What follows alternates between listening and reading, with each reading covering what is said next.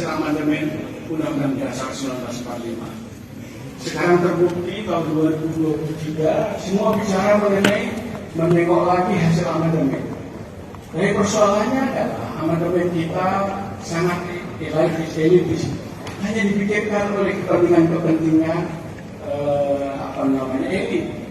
Dari segi sosiologi, banyak teman-teman sedang berpikir tentang Undang-Undang Dasar sebagai bukan hanya tata negara, tapi juga tata perubahan sosial.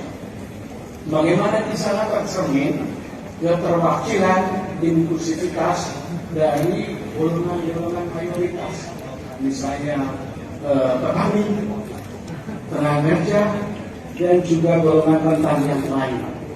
Banyak negara dalam konstitusinya sudah ada affirmative action mengenai golongan-golongan mayoritas, seperti di India, juga di Filipina. Itu sangat jelas sekali undang-undang dasarnya berpihak kepada aspek-aspek inklusif dan keterwakilan golongan mayoritas ini. Bahkan yang kedua, kalau ada aspek konstitusionalitas yang harus kita jaga di dalam undang-undang dasar. Saya ingin mengingatkan 3 aspek tadi. 1, kemandirian pangan mempengaruhi pangan, tenaga kerja, dan keadilan yang bersumber dari Undang-Undang Dasar 1945. Terima kasih.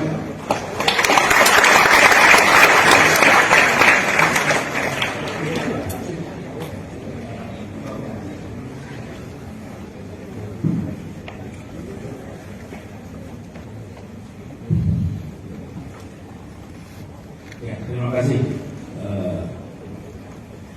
Prof. Sudarsono, Prof. Yang menarik terkait program Napoleon seperti pelaksanaan James Beckett pertama kali mulai ada saat ini. Saya rasa itu sebuah kata-kata yang menarik untuk kita membaca fenomena yang sekarang terjadi. Nah, pertama dengan pangan. Terkait dengan pangan ini nyambung dengan yang kedua. Saya merasakan hal yang sama, Pak. Kami itu concern sekali karena Bapak menyebutkan dengan istilah saya padahal enak itu tidak harus manis, itu sih boleh value. Nah, jadi saya kalau mana-mana tidak pernah mau pakai gula, minum tanpa gula, sebisa mungkin tanpa gula, karena sesuatu yang enak itu tidak harus dengan gula. Nah, ini persis cocok Pak ini soal symbolic value. Di kita ada pergeseran dari kampanye kan. Menurut saya harus ada kampanye yang serius soal penanganan ini. Dan ini mulainya dari mana? Ini mulainya justru dari usia dini, Pak. Kenapa? Karena rasa itu dikenalkan di usia dini. Bila anak-anak tidak dikenalkan dengan rasanya singkong di usia dini, sulit untuk juga singkong kebetulan. Bila dia tidak dikenalkan dengan rasanya kecewa atau kentang, kemudian banyak sekali jenis-jenis makanan sehat. James Heckman, seorang penerima hadiah Nobel bidang ekonomi, dia menunjukkan sebuah model, Pak. Karena itu dia penerima hadiah Nobel, bahwa investasi terbesar, investasi return terbesar di bidang pendidikan adalah investasi di usia dini. Biaya pendidikan dan aspek apa? Nah, salah satu yang disebut aspek makanan. Karena jika di usia dini tidak diinvestasikan pendidikan cara makan yang benar, maka di usia lanjut dia akan menjadi beban masyarakat dengan segala macam bawaan penyakitnya. Bila dia tidak dibiasakan hidup sehat dari usia dini, nanti di ujung sana kita akan merasa. Jadi dia bahkan model ini sampai menerima hadiah Nobel, Pak, untuk bidang ekonomi. Jadi kami jawab yang kedua ini, Pak. Yang kedua bahwa kita harus mengubah mindset tentang konsumsi. Mengubahnya dari mana? Dari anak-anak. Dan anak-anak ini bisa bawa ke orang tua. Itu terbukti di banyak negara, Pak. Indomie itu juga anak-anak, dan kemudian orang tuanya jadi ikut suka Indomie di negara-negara asing karena anak-anak yang suka itu masuk di anak-anak kemudian keluarga. Membuat diferensiasi apa yang terasa enak dan sehat, apa yang terasa enak dan tidak, unsur sehat dan tidak itu penting. Ini Pak harus ada arah dari pemerintah, harus ada program, dan kemudian ini. Lalu yang pertama tadi soal pangan. Pangan ini kami melihat harus ada secara serius kebijakan mengumpulkan pelaku-pelaku bahwa orientasi kita adalah kemandirian, bukan pemenuhan kebutuhan. Kalau sekedar pemenuhan kebutuhan, maka itu bisa diambil lewat impor. Tapi kalau kemandirian itu orientasinya, maka usahakan produksi sedikit. Karena misalnya kemandirian. Nah, menurut saya arah kebijakan pelaku-pelakunya banyak, Pak. Bila mereka diarahkan oleh negara untuk berorientasi pada kemandirian, bukan sekedar pemenuhan, maka itu akan terjadi. Kami melihat kemarin ketika kita membentuk kelas menengah tumbuh, konsumsi meningkat, lalu produksi dalam negeri belum memenuhi, diambil impor untuk mengisi kekurangan konsumsi kebutuhan Indonesia. Nah, tapi harusnya di produksi yang negerinya ditingkatkan sehingga impornya dikurangi. Tapi yang terjadi programnya bablas, saya bablas. Dan kemudian kita akhirnya mengalami, bisa dibilang, ketergantungan. Ada produk-produk yang membutuhkan ekologi, ekosistem yang betul-betul dijaga. Ada produk-produk yang membutuhkan tempat produksi dengan ketinggian tertentu yang di tempat kita belum ada. Jadi kami melihat komunitas itu ya ada. Mana yang memang secara ekosistem Indonesia bisa ditunjukkan, kita tunjukkan. Mana yang ekosistem Indonesia tidak bisa, dibuat mekanismenya sehingga kita memiliki portofolio dan bukan tergantung pada satu dua pelaku. Karena ekosistem kita belum tentu dapat untuk seluruh jenis tanaman, fakta juga. Dan itu adalah pada sentra-sentra industri pangan. Karena memang ada ekosistem yang berbeda. Nah, jadi kami melihat untuk pangan seperti itu. Yang terakhir terkait dengan dan ini faktor harus ada prioritasasi, Pak. Kalau di undang-undang dasar tentu proses amandemen, saya tidak masuk kepada amandemen, tapi saya masuknya kepada level eksekusi. Bagaimana tingkat pemerintahan itu faktor keadilan menjadi prioritas. Ketika faktor keadilan menjadi prioritas, dia harus menjawab siapa dapat apa, berapa besar, kapan, di mana. Itu politik ekonomi question. Dia harus jawab. Nah, penjawabannya harus memberikan kesepakatan. Jadi, seperti contoh, Pak, misalnya kita bangun jalan tol, saya berbicara kita bangun jalan tol ratusan kilometer. Itu kita dapat pembebasan lahan. Lebarnya di 80 meter sepanjang itu.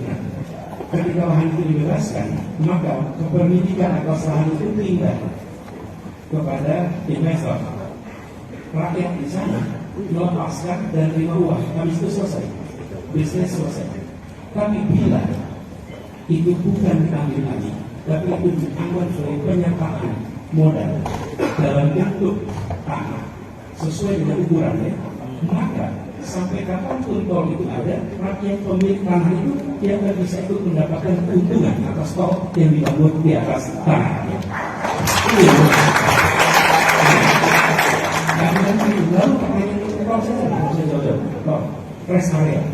Rest area itu tanah ini seseorang atau milik keluarga dijualkan. Yang bisa, yang tidak apa-apa. Lalu tempat itu menjadi tempat istilahnya ribuan mobil tiap minggu. Dan yang menjual itu, kalau dia menyesal, kenapa tanah itu saya jual? Saya tidak mampu mengambil rest area. Bayangkan kalau itu menjadi milik koperasi desa itu, milik koperasi kecamatan itu, sampai kapanpun rest area itu ada, masyarakat bisa mendapatkan manfaatnya. Jadi bukan tolnya yang diubah, tapi cara mendistribusikan manfaat dari tol itu yang diubah. Manfaatnya harus bisa menjawab who gets what, when, where, how much. Dan di situ harus ada rakyat kebanyakan yang terlibat secara langsung proyek ini. Itu aspek keadilan yang kami banyak. Terima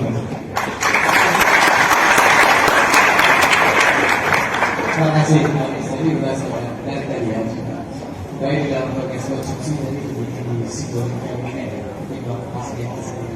Dari jawaban Antasari sekarang sebenarnya sekali. Bahwa rasa harus disosialisasikan di saat ini. Kawasan investasi itu masalah.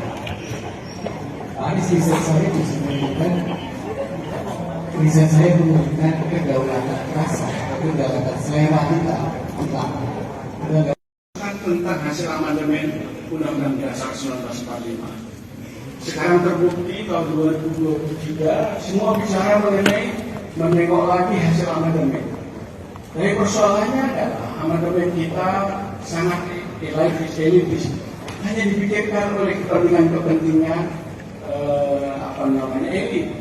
Dari segi sosiologi, banyak teman-teman sedang berpikir tentang Undang-Undang Dasar sebagai bukan hanya tata negara, tapi juga tata perubahan sosial.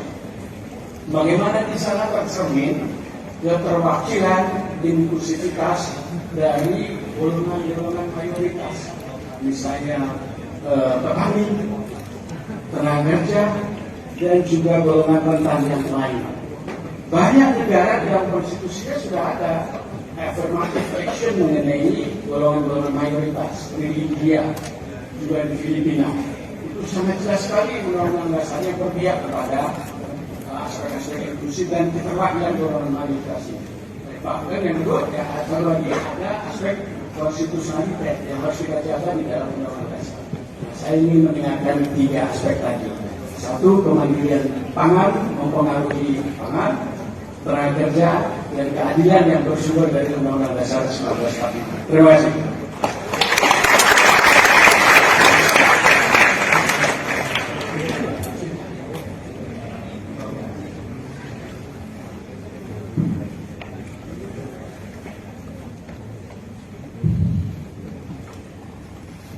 Ya, terima kasih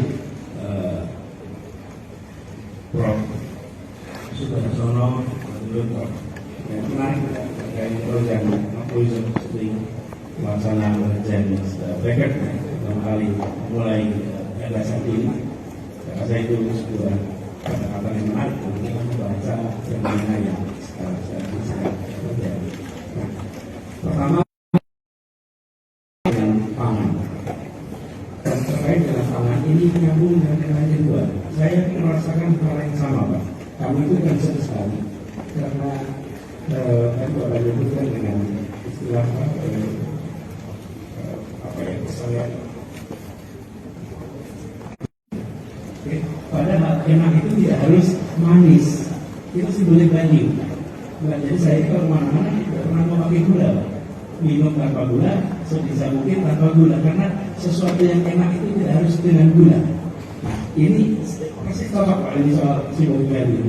Di kita ada pergeseran harus kampanye kan. Menurut saya harus ada kampanye yang serius soal penanganan ini. Dan ini mulainya dari mana? Ini mulainya justru dari usia dini, Pak. Kenapa? Karena rasa itu dikenalkan di usia dini. Bila anak-anak tidak dikenalkan dengan rasanya singkong di usia dini, sulit untuk juga singkong besokannya. Bila dia tidak dikenalkan dengan rasanya kekayaan kentang, kemudian banyak sekali jenis-jenis makanan sehat. James Heckman, seorang penerima hadiah Nobel bidang ekonomi, dia menunjukkan sebuah model, Pak. Karena itu dia penerima hadiah Nobel, bahwa investasi terbesar, investasi dan return terbesar di bidang pendidikan adalah investasi di usia dini. Biaya pendidikan usia dan aspek apa? Nah, salah satu yang disebut aspek makanan. Karena jika di usia dini tidak diinvestasikan pendidikan cara makan yang benar, maka di usia lanjut dia akan menjadi beban masyarakat dengan segala macam bawaan akhirnya. Bila dia tidak dibiasakan hidup sehat dari usia dini, nanti di ujung sana kita akan rasa. Jadi dia bahkan model ini sampai menerima hadiah Nobel untuk bidang ekonomi. Jadi kami jawab yang kedua ini, yang kedua bahwa kita harus mengubah mindset tentang konsumsi. Mengubahnya dari mana? Dari anak-anak. Dan anak-anak ini bisa bawa ke orang tua. Itu terbukti di banyak negara, Pak. Indomie itu juga anak-anak, dan kemudian orang tuanya jadi ikut suka Indomie di negara-negara asing karena anak-anak yang suka itu. Masuk di anak-anak kemudian keluarga. Membuat diferensiasi apa yang terasa enak dan sehat, apa yang terasa enak dan tidak sehat. Unsur sehat dan tidak itu penting. Ini Pak harus ada arah dari pemerintah, harus ada program, dan kemudian kita poin. Lalu yang pertama tadi soal pangan. Pangan ini kami melihat harus ada secara serius kebijakan mengumpulkan pelaku-pelaku bahwa orientasi kita adalah kemandirian, bukan pemenuhan kebutuhan. Kalau sekedar pemenuhan kebutuhan, maka itu bisa diambil lewat impor. Tapi kalau kemandirian itu orientasinya, maka usahakan produksi sendiri. Karena misalnya kemandirian. Nah, menurut saya arah kebijakannya, pelaku-pelakunya banyak, Pak. Bila mereka diarahkan oleh negara untuk berorientasi pada kemandirian, bukan sekedar pemenuhan, maka itu terjadi. Kami melihat kemarin ketika kita membentuk kelas menengah tumbuh, konsumsi meningkat, lalu produksi dalam negeri belum memenuhi, diambil impor untuk mengisi kekurangan konsumsi kebutuhan dalam negeri. Nah, tapi harusnya di produksi negerinya ditingkatkan sehingga impornya dikurangi. Tapi yang terjadi programnya bablas, saja bablas. Dan kemudian kita akhirnya mengalami, bisa dibilang, ketergantungan pada impor. Ada produk-produk yang membutuhkan ekologi, ekosistem yang betul-betul di Indonesia ada. Ada produk-produk yang membutuhkan tempat produksi dengan ketinggian tertentu yang di tempat kita belum ada. Jadi kami melihat komunitas itu saya ada. Mana yang memang secara ekosistem Indonesia bisa ditunjukkan, kita tunjukkan. Mana yang ekosistem Indonesia tidak bisa, dibuat mekanismenya sehingga kita memiliki portofolio dan bukan tergantung pada satu dua pelaku. Karena ekosistem kita belum tentu cocok untuk seluruh jenis tanaman, apa juga. Nah itu adalah pada sentra-sentra industri pangan. Karena memang ada ekosistem yang berbeda. Nah, jadi kami melihat untuk pangan seperti itu. Yang terakhir terkait dengan dan ini faktornya harus ada prioritasasi, Pak. Kalau di undang-undang dasar tentu proses amandemen, saya tidak masuk kepada amandemen, tapi saya masuknya kepada level eksekusi. Bagaimana tingkat pemerintahan itu faktor keadilan menjadi prioritas.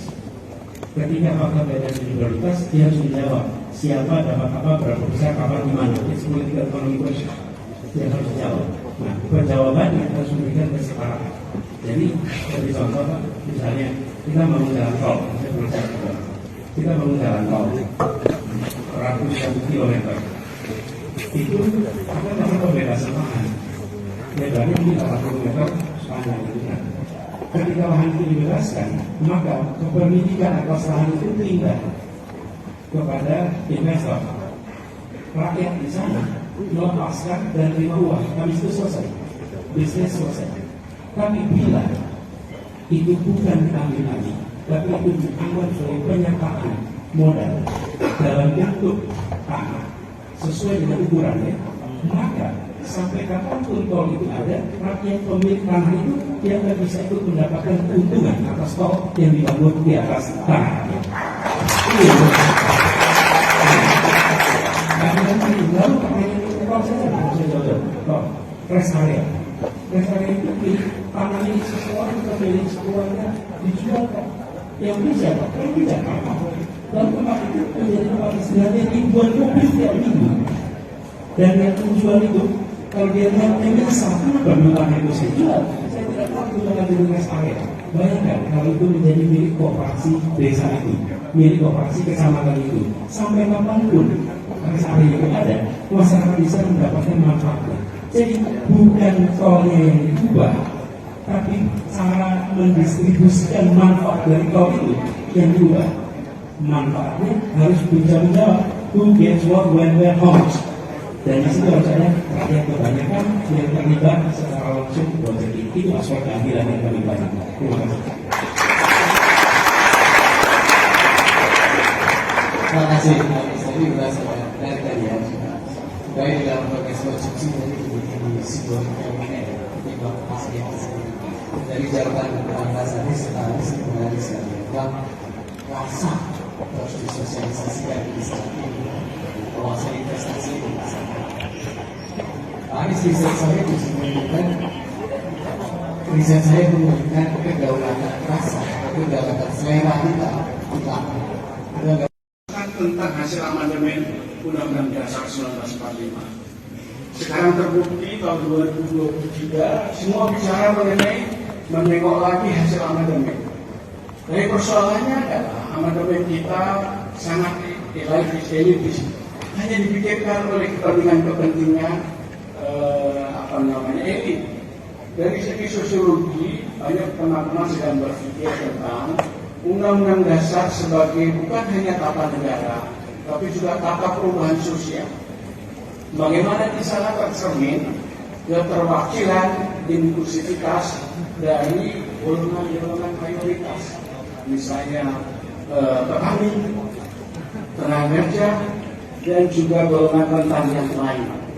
Banyak negara dalam konstitusinya sudah ada affirmative action mengenai golongan-golongan mayoritas, seperti di India, juga di Filipina. Itu sangat jelas sekali undang-undang dasarnya berpihak kepada aspek-aspek inklusif dan keterwakilan golongan mayoritas. Bahkan yang kedua, ada lagi ada aspek konstitusionalitas yang harus kita jaga di dalam undang-undang dasar. Saya ingin mengingatkan 3 aspek tadi. 1, kemandirian pangan mempengaruhi pangan, tenaga kerja, dan keadilan yang bersumber dari Undang-Undang Dasar 1945. Terima kasih.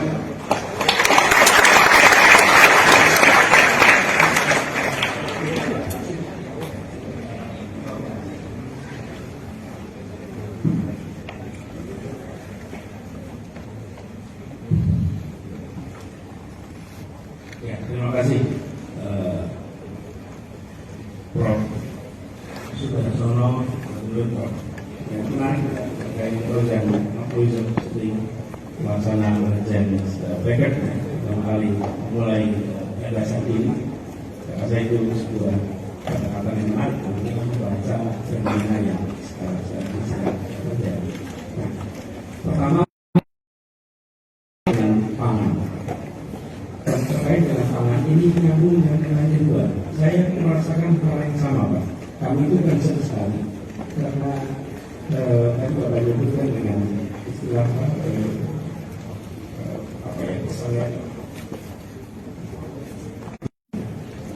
padahal emang itu tidak harus manis, itu sih boleh value. Nah, jadi saya kalau mana-mana tidak pernah mau pakai gula, Pak. Minum tanpa gula, sebisa mungkin tanpa gula, karena sesuatu yang enak itu tidak harus dengan gula. Nah, ini persis cocok Pak ini soal symbolic value. Di kita ada pergeseran harus kampanye kan. Menurut saya harus ada kampanye yang serius soal penanganan ini. Dan ini mulainya dari mana? Ini mulainya justru dari usia dini, Pak. Kenapa? Karena rasa itu dikenalkan di usia dini. Bila anak-anak tidak dikenalkan dengan rasanya singkong di usia dini, sulit untuk juga singkong kebetulan.